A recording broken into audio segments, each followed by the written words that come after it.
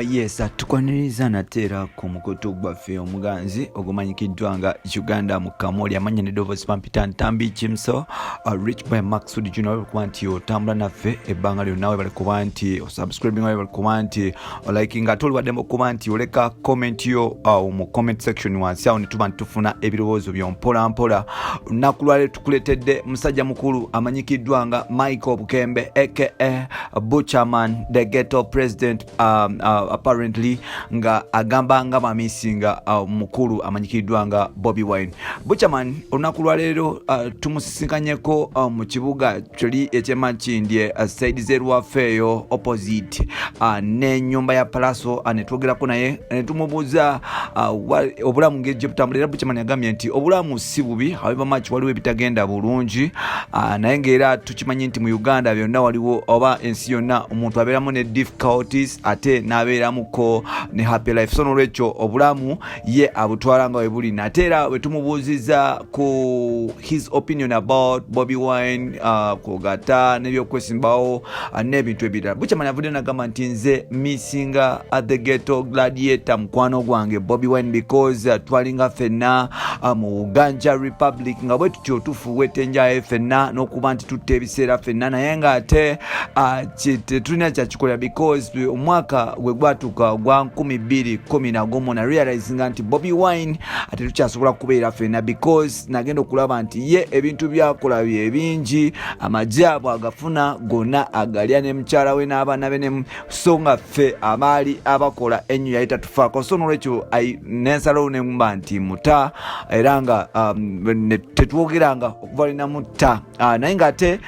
mumisinga because yali mukwano gwange y'omu ku basajja abaali baagala nnyo abantu ba ghetto n'okuba nti yali ayamba nnyo abantu ba ghetto. Naye kyemmanyi okuva bwe yayingira politics kyemmanyi yatandika okuba nti akolera baslavery n'okuba nti yayingira system y'okuba nti baawulayawula mu bantu. So n'olwekyo I miss Bobi Wine so si Kyagulanyi Ssentamu Lubeere Tatendera avudde n'ategeeza nti ye ebyobufuzi byalimu ba people power oba bikita byagala because Rastaman doesn't believe in politics and politics yajja kuba nti atta abantu. Butcherman no bafuna obutakanya ne Bobi Wine that was 2011 naye ng'ate baali bonna okumala ebbanga era Butcherman oyo yali vice president wa Firebase nga agezaako okuba nti branding Bobi Wine mu ngeri yonna yonna era Butcherman yali musale nnyo okulaba Bobi Wine nti afuuka president wa ghetto naye ng'ate waliwo ebitagenda bulungi then mu 2021 n'abantu baawukana then ne batandika okuba nti bekuba obuyimba era Butcherman yavaayo n'akuba akayimba akamanyikiddwa nga Kyagula Sada ng'agezaako okusomera Bobi Wine nga bwali kiri mululu bwali kiri mululu bw'atayagaliza n'okuba nti ebiseera ebisinga byonna yakozesanga banne n'okuba nti tabasasula mbu ye kusanga n'azimba zibiiki n'azimba zihotero n'agula amamotoka amalungi nga banne bali anfuufu lumala nga bagamba mujje tukole naye nga tabatemera. So yensonga lwaki Butcherman ne Bobi Wine bayawukana naye nga tunaku lwaleero omukulu Bukembe Michael oba Butcherman avudde n'agamba nti ye missinga Bobi Wine era ayagala okuddamu abeere nti banyumyanyumyamu naye nga si bya bufuzi wabula ku music career because Uganda Republic yali ebanyumirwa not Uganda but Uganda nga bagenda ne bagakubamu ne bavaayo ne bakomawo eno gwe bulamu butambula naye kuva kyaliwe bwe yagenda bitegeera agamba nti bingi ebitagenda bulungi naye ng'ate byali badde bigenda bulungi nga bakyalibo naso n'olwekyo agambye nti amisinga Bobi Wine. Ekibuzo kiri nti tusuubire Butcherman okudda mu Firebase okuba nti akuza bano abaana abaliko abaana abato abali mu Firebase okuli Zex birangirangi kogata Dax Vibes oba nedda because bw'otunulira Butcherman yali ikola kinene nnyo ku career ya Bobi Wine okuba nti amukuza n'okumunecharinga ye yakuza abayimbi nga Weatherman Toolman Kibalama Caesarman ne Firebase crew yonna baparoti abo balimu omukono gwa Butcherman. Wetwogerera Butcherman okuva we yava mu Firebase yasooka n'esigalawoko ga mulimu Nobian naye ng'ate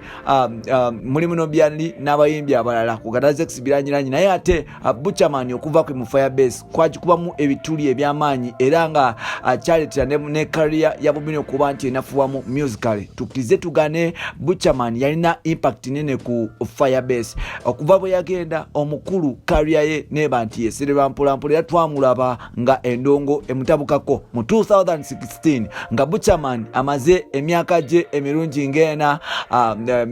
myaka gye ngena 2016 yenayetano awo around there omukulu Bobby Wine music industry yamutama neba nti emutukide ddala era n'atandika okuba nti anonya amagezi amalala. Unfortunately yagenda okuzukuka ng'okulonda kuwedde, then mukama amuyamba by election ya Kyaddondo East mukulu kati nti bamujje mu parliament wanono Bobby Wine yalirudde okuba nti ajenyigira mu byofuzi engeri gyali nti afunye masse y'abantu. Jukira Butcherman ne Bobby Wine bali tebagalira ddala byabufuzi naye olw'okuba nti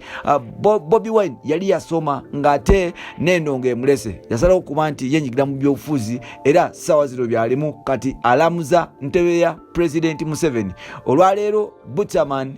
okuvanga Butcherman bujanga ava mu Firebase yasigala kusereba era nga ne Gagamero ya taking over. Butcherman ebiseera byonna byabeera mu Firebase. Bebe Cool tiyasingako Bobby Wine mu Allah agamazima gakatona mugulu nga byallo tiyamusingako musically era n'ennyimba za Bebe Cool zate zinyumira abantu. Buchanga Butcherman ava mu Firebase mu Firebase Bebe Cool ya taking over Bobby Wine era nasula ne music career ye ekitegeeza nti Butcherman yalina obwongo bwatekamu Bobby Wine bungi era yali the man behind Bobby Wine's music career and success. Bino n'ebirala byebolina mu episodes zaffe ziddako. Nsigadde Ntambi Kimso, Rich Boy Maxud Junior. Genda ku Facebook olakinge page yaffe bagita Uganda mu Kamoli, then oliwaddemu kuba nti on following ku Twitter kozesa Kimso 16. Bye bye for now.